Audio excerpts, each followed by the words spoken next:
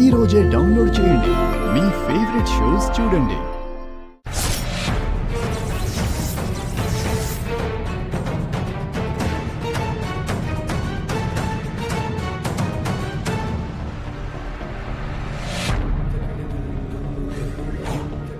ఏం ఆలోచిస్తున్నావమ్మా? పద. ఇంతకు ముందు మంటలొచ్చాయి కదా, ఎలా వెళ్ళగలను? అమ్మవారికి నీ మీదున్న కోపం తగ్గుంటుంది. వెళ్దాం పద. ఈవిడ లోపలకు అడుగు పెడితేనే కదా మాకు ముక్కు పుడక దక్కుతుంది. అన్ని రోజులు ఒకేలా ఉంటాయా ఏంటి? పదండి, ధైర్యంగా ముందడుగు వెయ్యండి. పదవేదా.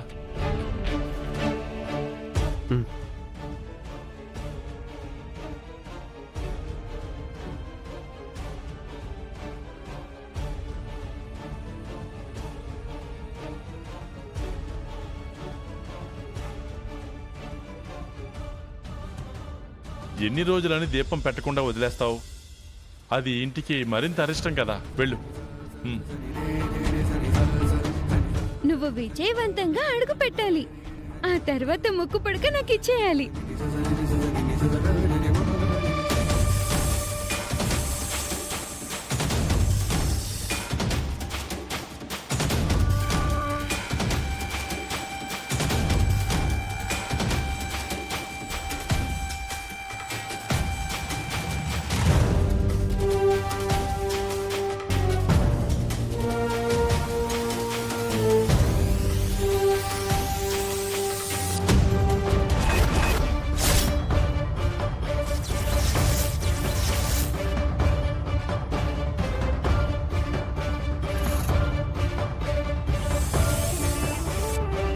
మళ్ళీ మంటలొస్తున్నాయండి.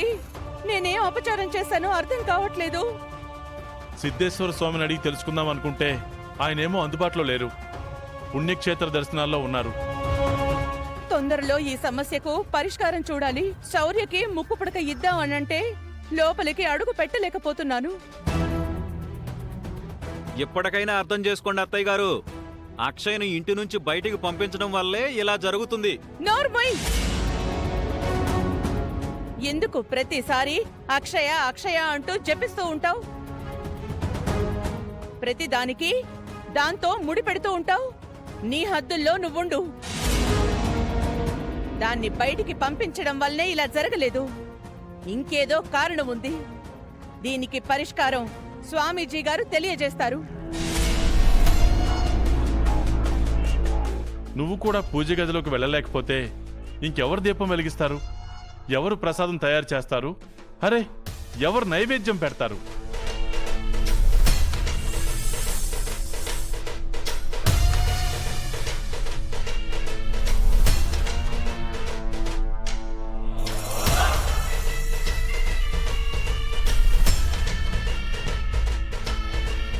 ముక్కు పొడక కార్యక్రమంకు మామూలు బ్రేక్ పడలేదు తెలుసా? నువ్వు హ్యాపీ? హ్యాపీ. పక్కన డాన్స్ వేసుకో. అక్క, నువ్వు స్ట్రాంగ్ కాఫీ పెట్టు. బంగారాలు, మనం వెళ్ళి దీని గురించి తీవ్రంగా ఆలోచిద్దాం. పదండి. పద.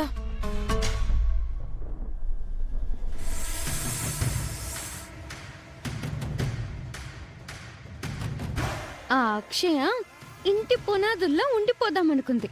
చెత్త బయటికి పోయినట్టు పోయింది. దరిద్రం వదిలిపోయింది. అది అట్నుంచటే శాశ్వతంగా పైకి పోవాలి. తిరిగి రాకూడదు. సమాధైపోవాలి. ముక్కు పుడక ప్రస్తుతానికి పూజ గదిలోనే ఉంది కాబట్టి అది సేఫ్గానే ఉంటుంది. అమ్మ దాన్ని ఇచ్చినా ఇవ్వకపోయినా ఏదో రకంగా బయటకు వచ్చేలా చేద్దాం.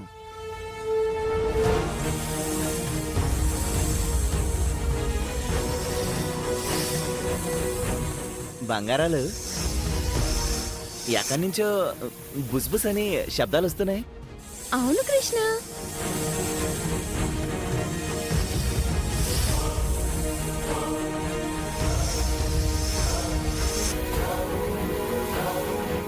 అమ్మ పాము!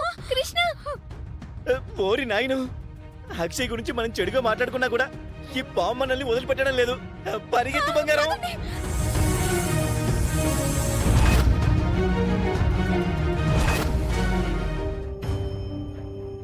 నా గురించి ఆలోచించి అలా దూరంగా వెళ్ళిపోయింది. అందుకే నువ్వు కూడా అక్షయ ఫోటోని అందరికీ పంపించి ఎంక్వైరీ చేయించు శ్రాంతి.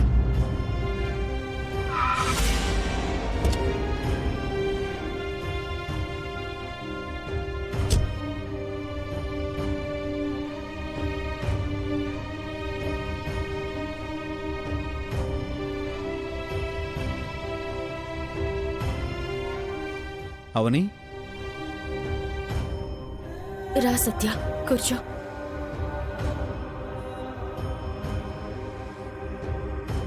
అక్షయ్ ఎటో వెళ్ళిపోయిందని తెలిసింది.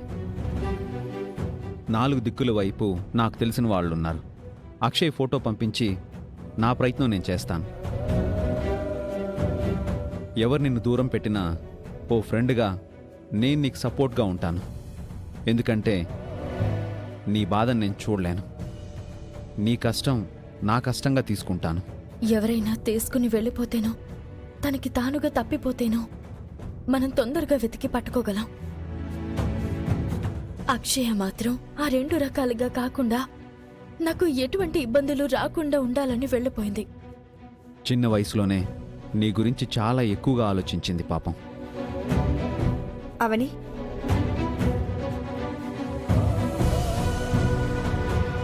అవని పాలు తాగు.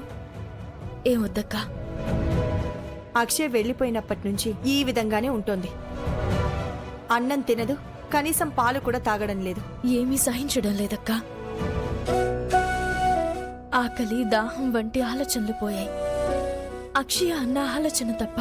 జీవన్న అంటే ఇదిగో ఈ విధంగానే మాట్లాడుతోంది సత్య. ఇలా ఇవ్వండి. ఉమ్. అవని, పాపను వెతకాలంటే నువ్వు నీరసంగా ఉండకూడదు. పేపర్ యాడ్, టీవీ యాడ్ ఇద్దాం. ఏదో రకంగా వెతికి పట్టుకుందాం. నువ్వు నిరాహార దీక్షలు చేస్తే మాత్రం దొరుకుతుందా ఏంటి? నా మాటని కాదనకుండా ముందు ఈ పాలు తాగు. Please Satya. ప్లీజ్. కడుపు మార్చుకుంటే కూతురు వస్తుందా? అలా జరుగుతుంది అంటే చెప్పు.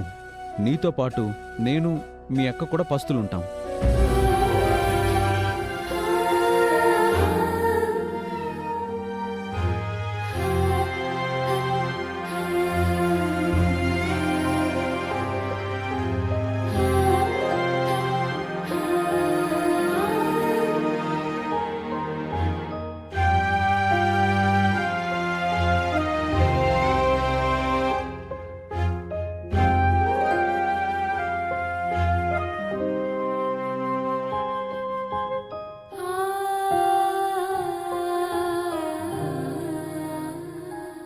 అయినా నువ్వు వేదవతిని ఎందుకు విడిపించావు?